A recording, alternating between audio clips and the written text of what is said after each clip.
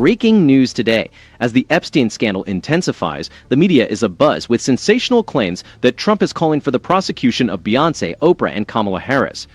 But we must ask ourselves, does this represent genuine accountability, or is it merely a smokescreen diverting attention from deeper corruption in Washington? Hello, and welcome to That News Show, where we discuss the latest facts, fakes, and hypocrisy as reported by the legacy media. Let's roll the tape. CNN reports that amid the Epstein uproar, President Trump has called for the prosecution of Beyoncé, Oprah, and former Vice President Harris.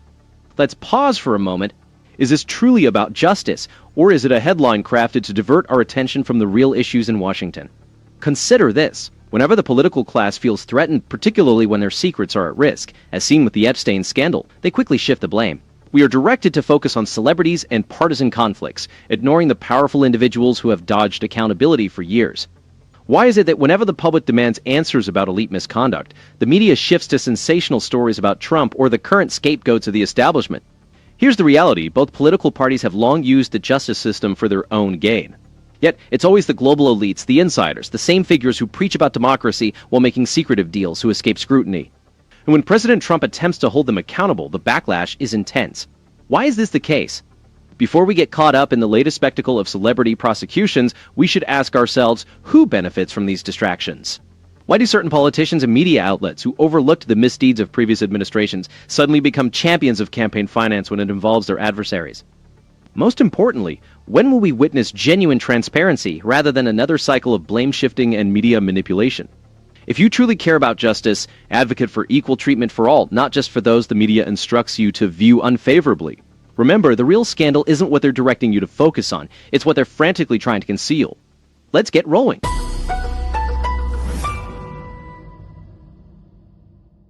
Commission, of course, there is a deadline looming on tariffs for next Friday. The president has set a deadline for if there's not a agreement brokered, there could be a 30% across the board sweeping a tariff that would really spark a trade war, a transatlantic trade war. So the president is going to be meeting with Ursula von der Leyen in just a couple hours to try and negotiate some type of an agreement. Now, what officials are telling us is that they believe a leading possibility is cutting that in half, a 15% across the board levy. Certainly that would end some of the uncertainty that really has been going through Europe. A 30% tariff would significantly escalate tensions, potentially sparking a transatlantic trade war.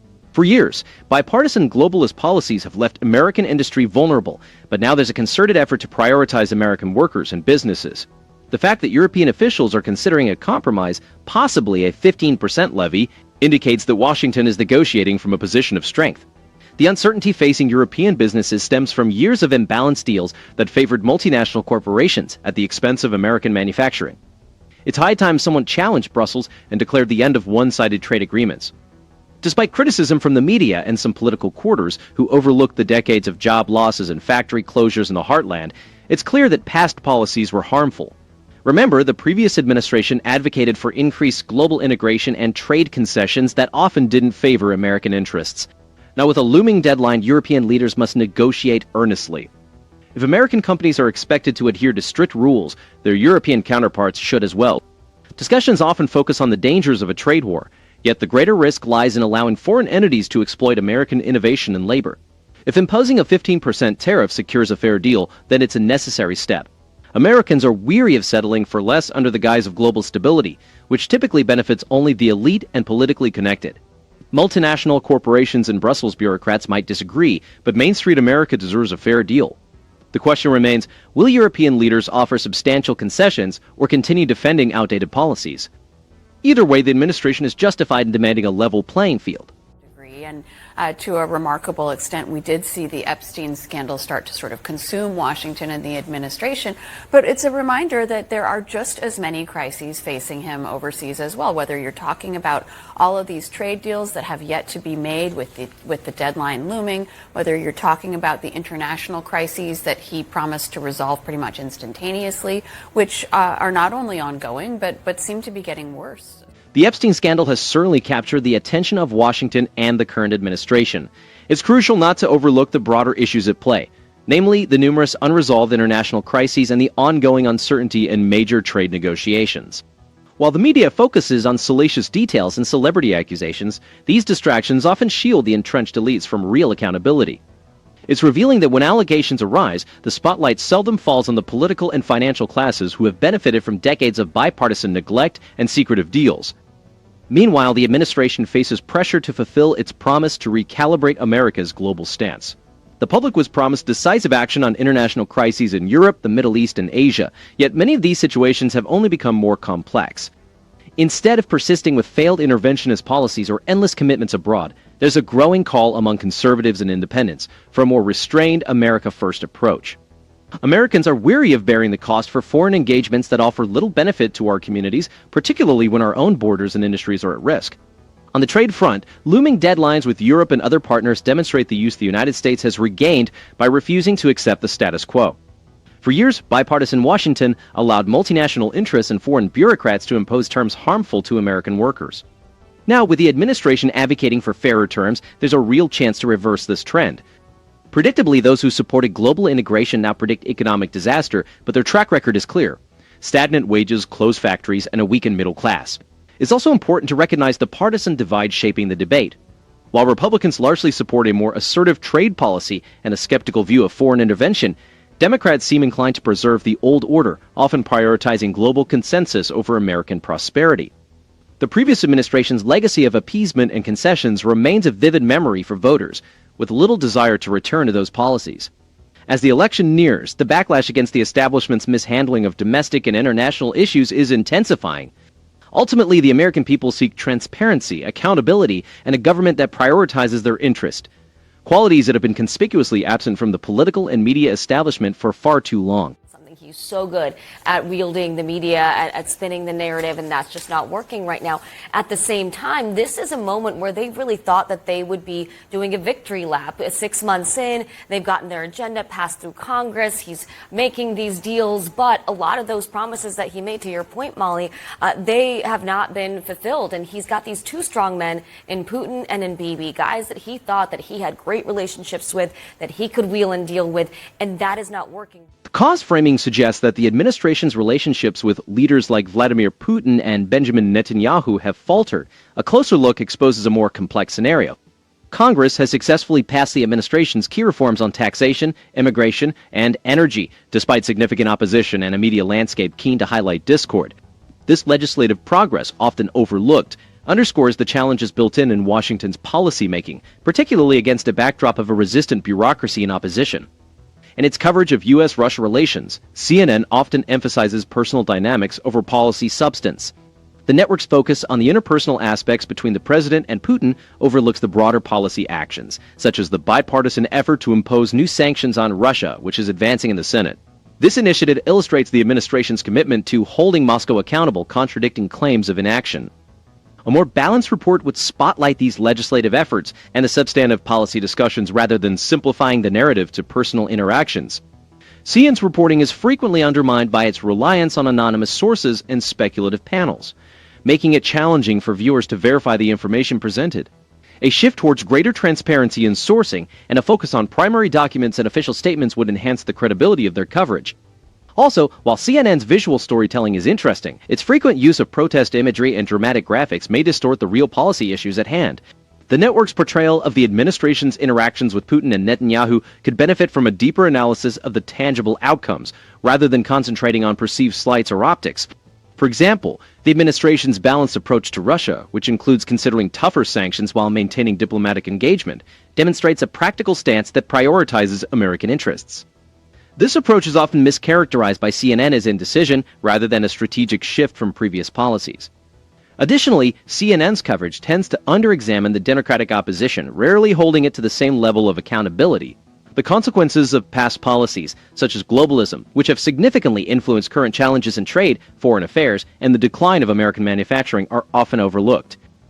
Instead, the narrative tends to focus on potential economic or diplomatic crises, without acknowledging the bipartisan roots of these issues. A more balanced approach would also involve incorporating a broader spectrum of expert opinions, particularly those critical of interventionist policies and supportive of a more restrained America First approach. This would offer viewers a more complete understanding of the internal debates within the Republican Party regarding the best strategies for dealing with Russia, Israel, and other key issues.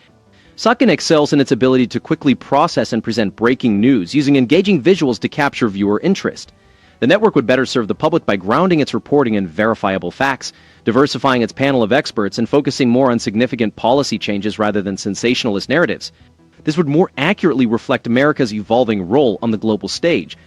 He could say a lot of things. Look, all of these meetings also, including having his former criminal defense attorney, who's now the deputy attorney general, meet with Maxwell, that could have happened 6 months ago. It's only happening now because of the pressure that he feels on this, as is the case for everything else going on. I talked to somebody close to Bill Clinton the other night when there was the revelation in the Wall Street Journal about the birthday greeting that Clinton had sent, and the person said, listen, we broke off, Clinton had broken off his relationship with Epstein long before, but has called for a release of all the materials. That's what Donald Trump used to be doing. That's what J.D. Vance used to be doing. Kash Patel used to be doing. Now that they're all in power, they are not releasing all of it. And in fact, what they're doing is dragging out this process more and more and more. And the polls also bear out that this is actually something that Democrats, Republicans, and independents agree with in terms of should there be more information. Pressure is mounting on both parties to deliver transparency, yet neither has much incentive to fully disclose information, especially with high-profile names involved. The public's frustration grows as the release of materials drags on and accountability for the powerful remains elusive. While both Democrats and Republicans have historically advocated for full disclosure, the process stalls when it involves exposing one of their own, a classic case of political self-preservation taking precedence over genuine reform. Financially, the impact of these ongoing scandals is significant. As trust in government institutions wanes, markets respond cautiously. Investors grow wary, consumer confidence declines, and the average household faces higher borrowing costs and reduced economic optimism. This is akin to a family business where the books are never fully open, leading customers and partners to reconsider their involvement. Such uncertainty affects everything from job creation to retirement savings, complicating financial planning for working families.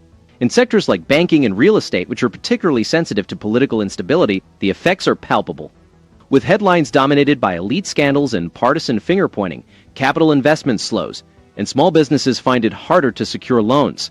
Meanwhile, the media's focus on sensational details and celebrity accusations distracts from the underlying policy failures that leave American industry vulnerable to foreign competition and regulatory overreach. The Wall Street Journal's reporting on figures like Bill Clinton and the birthday letter to Epstein exemplifies how the political class operates by a different set of rules.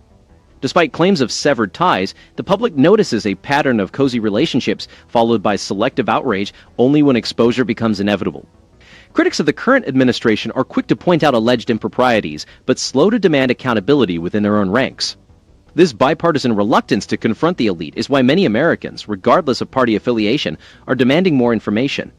Polls consistently show that transparency in the Epstein case unites voters across the spectrum.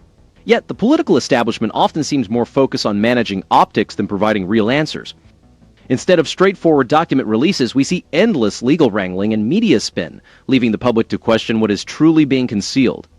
For families assessing the economic landscape, these scandals represent more than mere tabloid fodder. They underscore a system that appears tilted in favor of the well-connected, eroding faith in both the economy and government. Without a genuine commitment to transparency and equal justice, these cycles of scandal and distrust will continue to undermine our politics and prosperity. This leaves us with so many things to consider. Here we are again watching the media spin yet another wild tale, this time claiming that President Trump called for the prosecution of Beyoncé, Oprah, and Kamala Harris. But where's the evidence? There is none. It's just another distraction, another attempt by the media and political class who previously overlooked the last administration's failures, such as open borders, endless wars, and economic stagnation, to tarnish the current White House.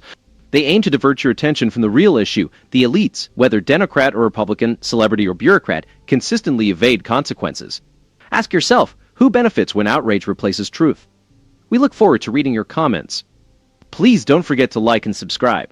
We will see you on the next one.